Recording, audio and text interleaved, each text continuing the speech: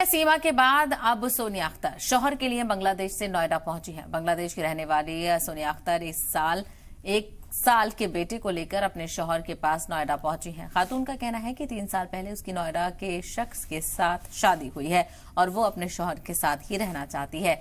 ACP खातून security को इस मामले की जांच का जिम्मा सौंपा गया है। खातून को हिरासत में भी लिया गया है।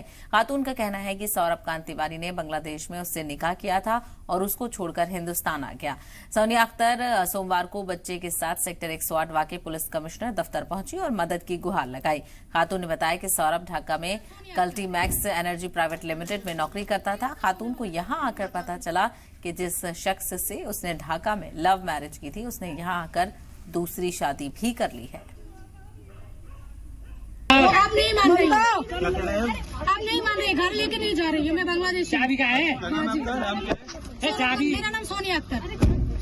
कितने दिन पहले शादी हुई थी? 3 साल होने वाला है। अभी क्या चाहती हैं आप? अभी क्या चाहती हैं? मैं पति के साथ रहना चाहती हूँ। मेरा बच्चा शादी कर। पति का क्या नाम है? सौरभ कांत तिवारी। ढाका बांग्लादेश की मूल निवासी एक महिला ने कमिश्नरेट गौतम बुद्ध नगर के महिला थाने में यह सूचना दिया कि अप्रैल 2021 में थाना सूरजपुर निवासी सौरभ कांत तिवारी नामक एक व्यक्ति ने बांग्लादेश में ही उसके साथ विवाह किया था और उसको छोड़कर वर्तमान में वो भारत आ गया है।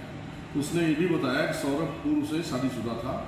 बांग्लादेश में जनवरी 2017 से दिसंबर 2021 तक एक प्राइवेट एनर्जी कंपनी में वो कार्यरत था। महिला द्वारा अपने व 1 वर्षीय बेटे का पासपोर्ट, वीजा व सिटीजनशिप कार्ड उपलब्ध कराया गया है।